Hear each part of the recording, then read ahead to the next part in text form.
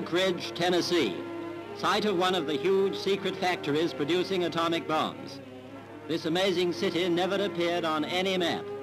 On a 59,000-acre military reservation lived 78,000 men, women, and children, a hidden community sealed off from the outside world. For 2 years, the most distinguished scientists, engineers, and technicians, British and American, worked as a team on this fabulous enterprise. The secret city had everything on tap: schools, shops, newspapers, picture houses, and Pathé News. Oak Ridge was one of the projects on which the Allies lavished their finest scientific brains, and £500 million in hard cash. The result of this mighty communal effort was victory in an international race to unleash the fundamental energy of nature.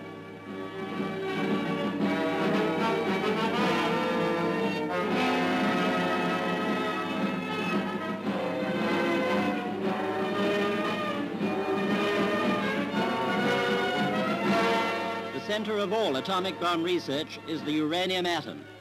92 electrons circle its nucleus.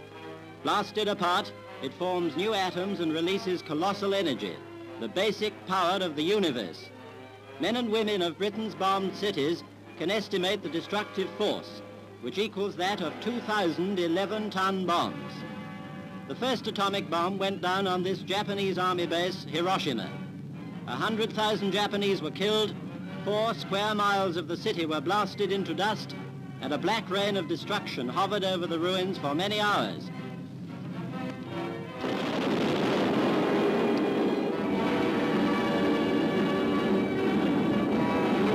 The first test of the atomic bomb in the New Mexico desert, the shattering overture to a new era in man's history. These pictures were taken from a distance of 6 miles. Awe-stricken scientists watched a column of smoke leap 40,000 feet into the stratosphere. Hiroshima and Nagasaki were smashed by 2 of these bombs, and Japan was driven to quick surrender. For the future, the choice is peace or total destruction. The atomic age is here.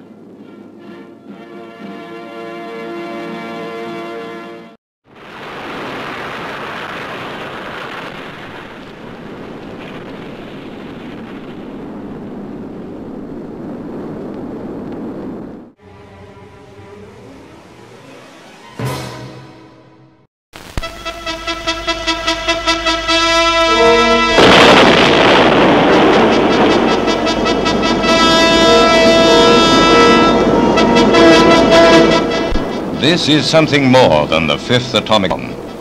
This seething maelstrom of millions of tons of water pictures the dilemma of our age. With the wonders of scientific achievement before us, the choice is justice and peace, or this kind of atomic death. There is no alternative. For the second test at Bikini, this was the plan. Exploded 20 to 40 feet below the surface of the sea, a huge mass of water is forced upwards and outwards. A gigantic eruption spraying radioactive matter for miles. A little over a year ago, as these captured Japanese films show, the first atomic bomb on Hiroshima killed, burned and maimed 194,000 people. How many more died later from deadly rays and mysterious after effects will never be known. Fabric like this was used in a woman's dress. When the bomb fell, heat branded the pattern into her flesh. All films made by Japanese official cameramen have now been confiscated. Military and medical experts will study them for the effects of the bomb.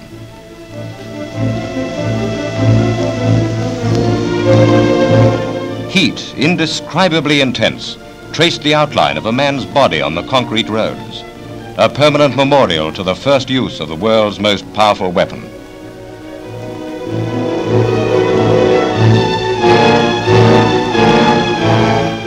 These pictures provide the true background to the deliberations of the Allied peacemakers in Paris. Their impact on our minds is itself a shock and a warning. This man is alive, but he was later to die with many thousands of others from the effects of gamma rays.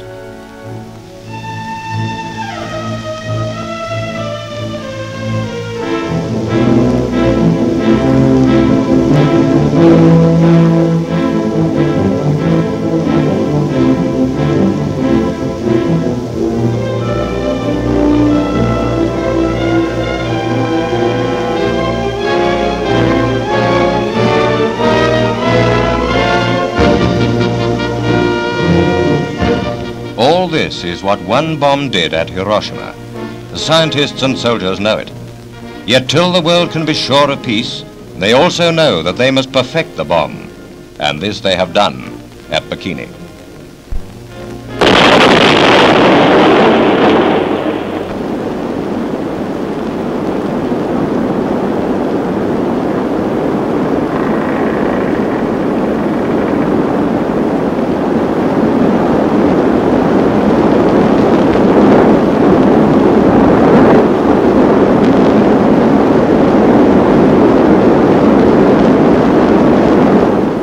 Hurled a mile and a half into the air, the huge tree of water sent a wave of boiling steam rolling outwards, engulfing the anchored ships of the test fleet.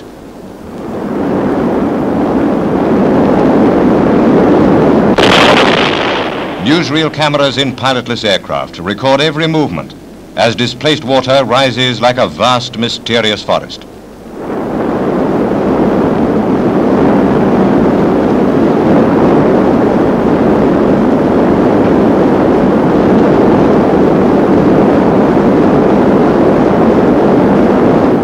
Oil rings on the water are all that remains of the carrier Saratoga, the battleship Arkansas, and many other ships.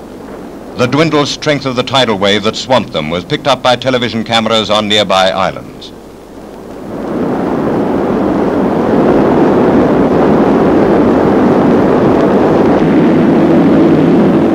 No one can see these pictures unmoved. Below are man's mightiest ironclads and war vessels, dwarfed and toy-like in a boiling ocean.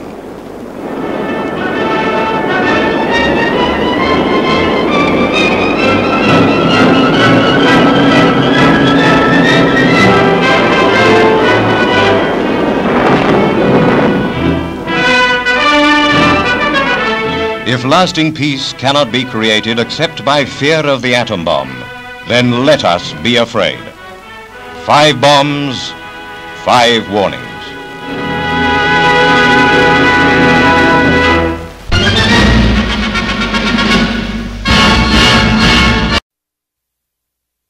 Work on high-yield hydrogen bombs had progressed from Operation Ivy, culminating in the spring of 1954 with Castle Bravo, the largest device ever detonated in atmospheric testing by the United States.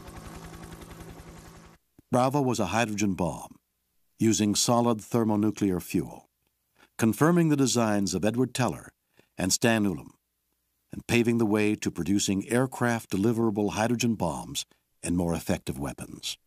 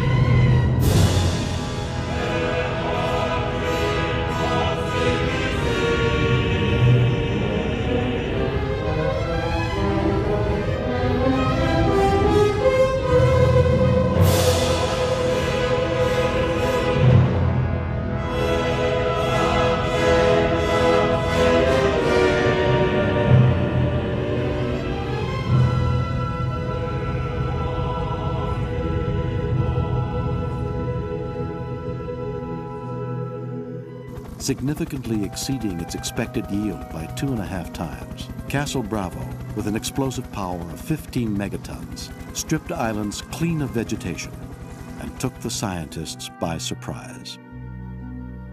The huge explosion released large quantities of radioactive debris into the atmosphere.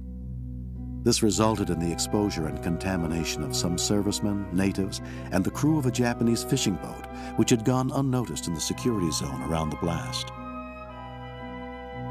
This incident pushed the dangers of fallout from nuclear weapons clearly into the public mind.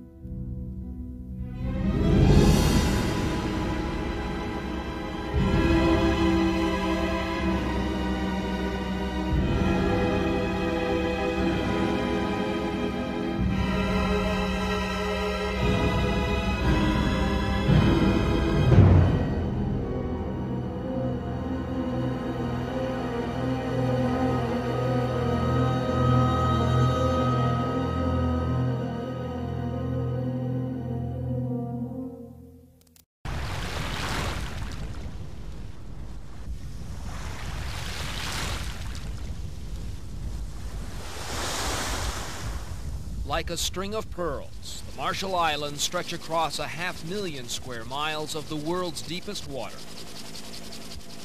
A heavenly necklace of coral atolls.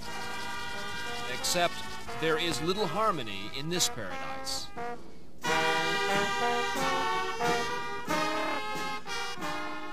More than 4 decades of American rule have left the 43,000 Marshallese in discord.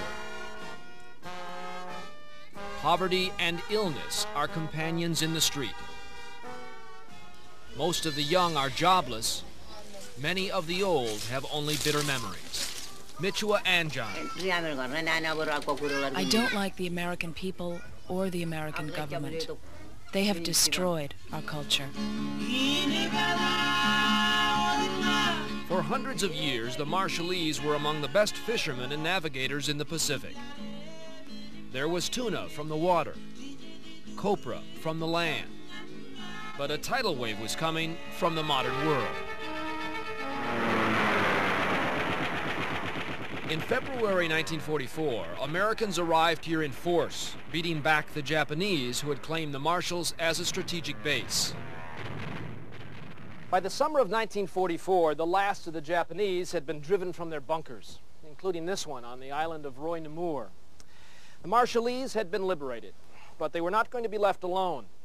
Under a UN agreement, the U.S. took charge of the islands as a trust territory and a key military outpost. Between 1946 and 1958, islands the Marshallese called home, the U.S. government would call ground zero. 3, 2, 1, fire!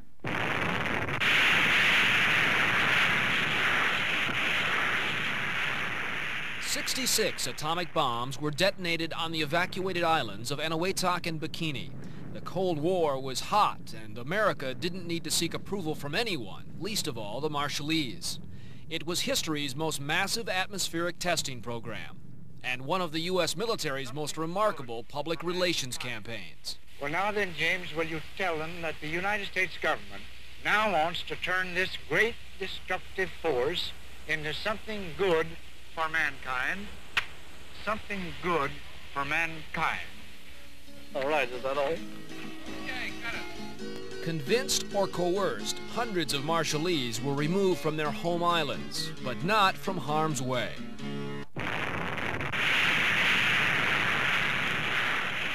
On March 1st, 1954, the world's largest hydrogen bomb cracked the sky above Bikini with a force twice as great as scientists had expected, showering the islands with radioactive fallout.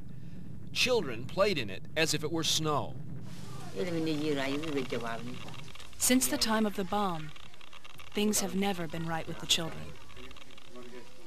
I had my thyroid taken out. My son died of leukemia. He was 1 year old at the time of the bomb.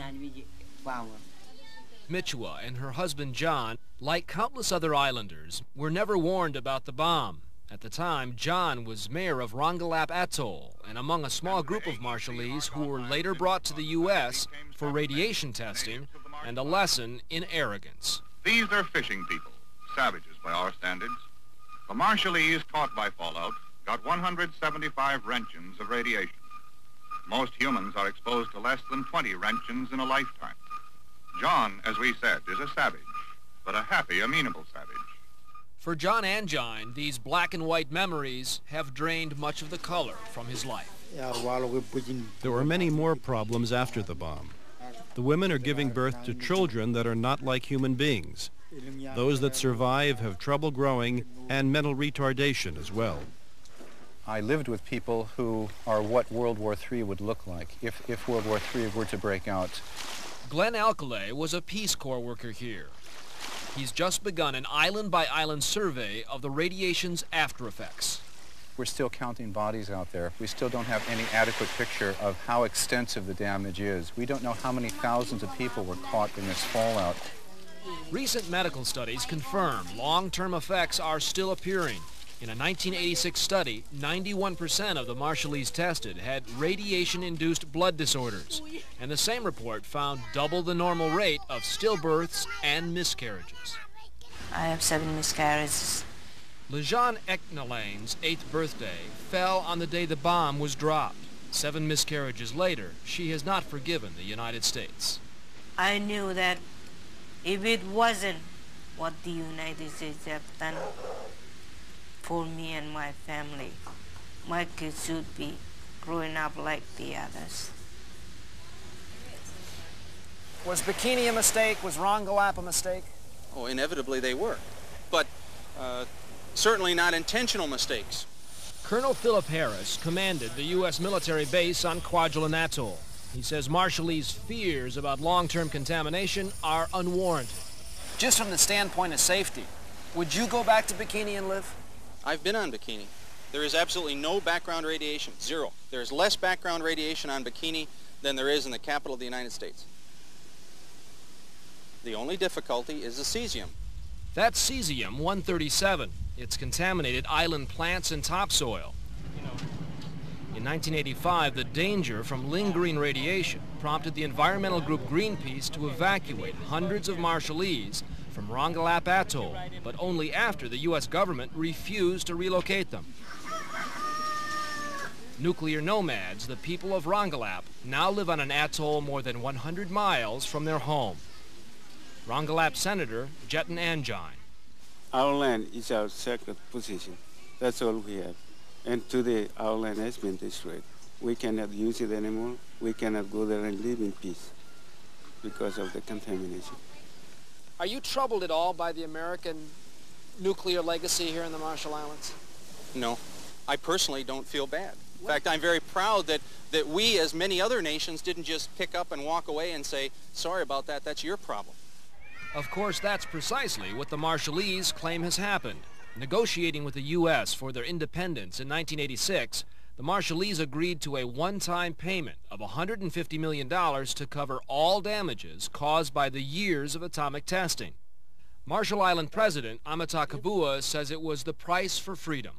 We lost many things in that compact.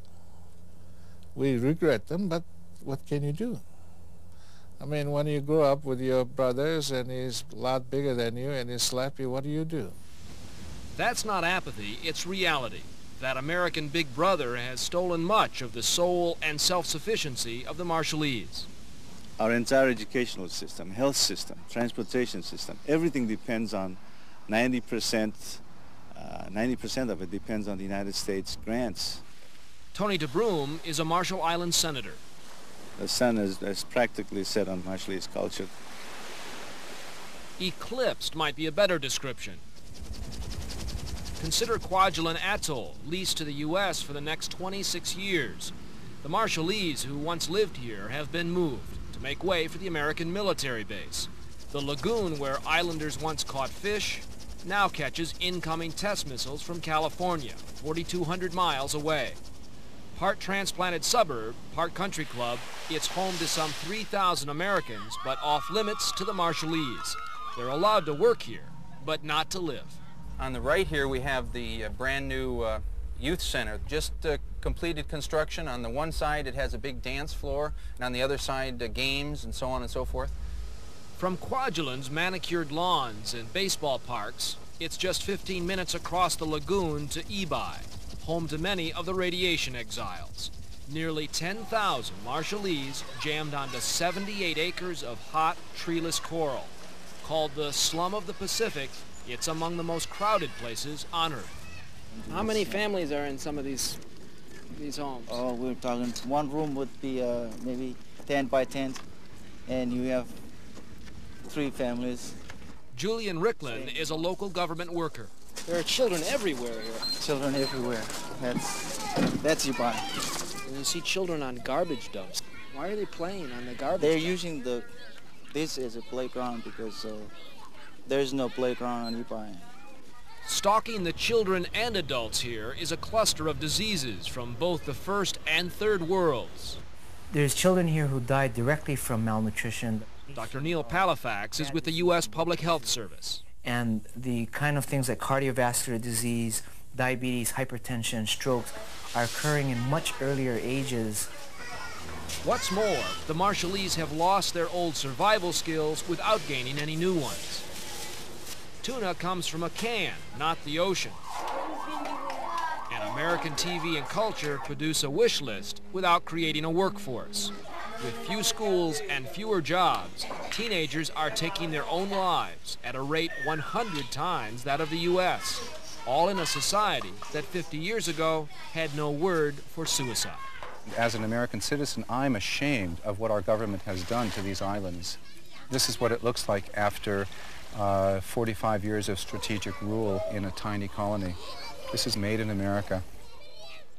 So the Marshall Islands have become a sort of third world laboratory for American culture, with the experiments more often than not running amok. That's why some of the Marshallese are simply petrified at the latest made-in-America plans for these islands. One includes turning parts of their homeland into the world's largest garbage dump. It's a win-win situation for both parties because it will help take care of part of the solid waste problem on the West Coast, and it'll create land for the land-starved Marshallese. Dan Fleming is president of Micromar. His California company wants to ship upwards of 10% of all West Coast municipal garbage, that's 3 million tons a year, to a landfill he wants to build on the northern tip of Ibai. These people have been irradiated, they have been economically exploited, they've been forced to migrate from their own home islands, and now you want them to become guardians of the garbage, our garbage. I can understand why there is opposition to this. I mean, this project obviously has some public relations problems. To say nothing of the technical ones. According to the EPA, even household garbage, the kind Micromar wants to send to the Marshalls, contains toxic waste like batteries, paint thinners, and pesticides. 8 pounds of it per ton. Fleming says the landfill's liner will be state-of-the-art, which means its safety is in the eye of the beholder. Could this be punctured? Could you get a hole in this? Not very easily. Could happen, though. Could happen. Again, there are no absolute guarantees. As far as I'm concerned, it's a fail-safe thing from the Marshallese environmental position. Micromar is taking a real chance. Obviously, Micromar will also reap huge profits if it works, but that's the way the system works. But if there's pollution, it's going to be the Marshallese. If there's contamination, it's going to be the Marshallese who pay the price. I wish I could guarantee perfection, but I can't. What Fleming can guarantee is money for the Marshall Islands, perhaps $20 million a year to be custodians of American trash. And to buy their economic freedom from Uncle Sam, the Marshallese leadership is even considering accepting U.S. nuclear waste. The Speaker of your Parliament is quoted as saying, "A lot of the atolls are already contaminated. A couple more containers of nuclear waste won't make any difference." Well, yes, that's what the people say. If they are island, we cannot go back to it. You might as well put a few more barrels of it's better to earn some money out of the situation than having nothing. Unfortunately, some of our leaders have become easy prey for American entrepreneurs and carpetbaggers who come up with these bizarre ideas of development. This is insane. This is absolutely insane. We've suffered enough. Keep your waste, but don't dump it on us.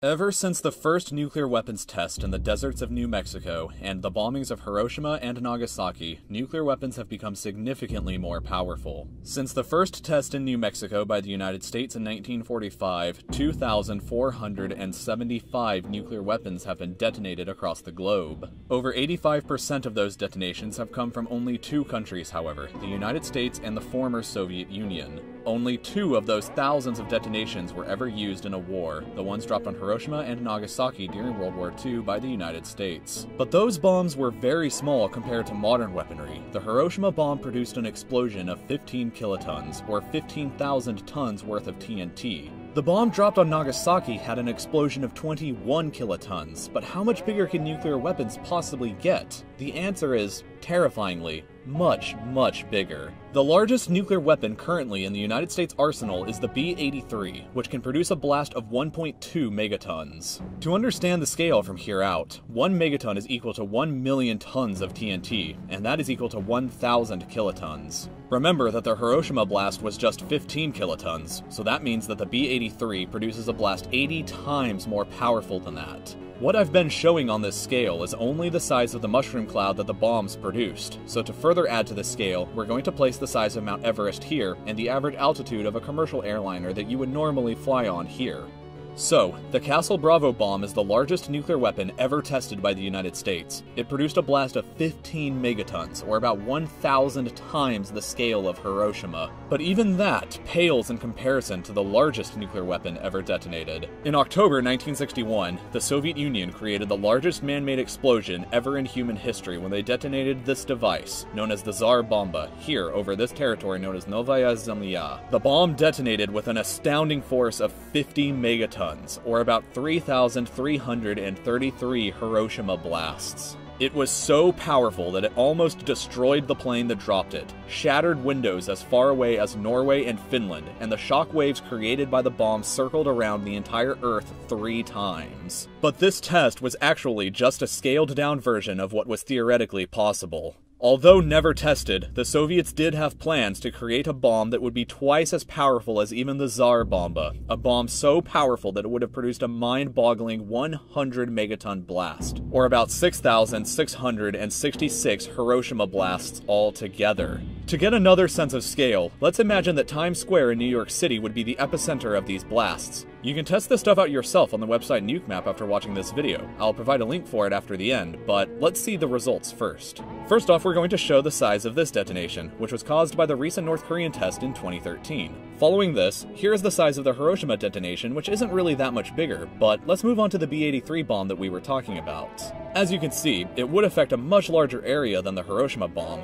But moving on past that to the Castle Bravo test, we can see how it truly dwarfs everything before it. But even that blast is incredibly tiny when we move on towards the Tsar Bomba as seen here. And then finally for our scale, we move on to how large the blast from the theoretical 100 megaton version of the Tsar Bomba would be. The blast would be so powerful, this is what the blast radius would look like if you were observing it from the International Space Station. So the question then becomes, should any of this really worry you? How many nuclear weapons exist today anyway? Well, in total, there are estimated to be around 15,600 nuclear weapons in the world currently, enough to destroy the entire planet dozens of times over. But only 9 countries control that stockpile, and 92% of those weapons are controlled by only the United States and Russia. The other 8% of the global nuclear arsenal is controlled in descending order of numbers by France, China, the United Kingdom, Pakistan, India, Israel, and North Korea. Israel is, however, highly secretive about its nuclear program and has never publicly confirmed nor denied the existence of their nukes. It's just one of those things where everybody knows that they have them, but nobody really comes out and says so. Unless your name happens to be Mordecai Vanunu, a man who did reveal details about Israel's nuclear program and spent 18 years in prison, including over 11 years in solitary confinement. Also interesting to note, South Africa used to be in possession of 6 nuclear weapons because the past apartheid regime was afraid of the 79% of the population that couldn't vote and communists trying to overthrow their government, but they eventually agreed to dismantle all of them, which makes South Africa the only country to ever acquire nuclear weapons and then voluntarily get rid of them. Well, unless you don't count Ukraine, Belarus, or Kazakhstan, which all had nuclear weapons for a brief amount of time after they declared their independence from the Soviet Union in 1991. Ukraine is particularly awkward because after their independence they found themselves in possession of over 5,000 nuclear weapons, which would make Ukraine for a brief period the world's third largest nuclear power and probably one of the most powerful countries on Earth as a result. They agreed to hand them all over to Russia in exchange for a super serious promise that nobody would violate their territory or borders in the future, and we all know how that turned out. As a result of that happening, it's doubtful that other countries would be thrilled to ever give up their nuclear weapons in the future, but leave your thoughts and comments below about how you feel one way or the other. I'd also like if you posted any questions that you have to ask about me personally. My channel recently surpassed 100,000 subscribers, and I'll be doing a short Q&A video about myself very shortly. I'll try my best to answer every question in that video, so if you're interested in that and more content just like this video in the future, I hope that you'll subscribe to my channel by clicking the link here, and you can check out some of my other videos that I've posted over here on the left. As always everybody, thank you all for watching and we'll see you all next time.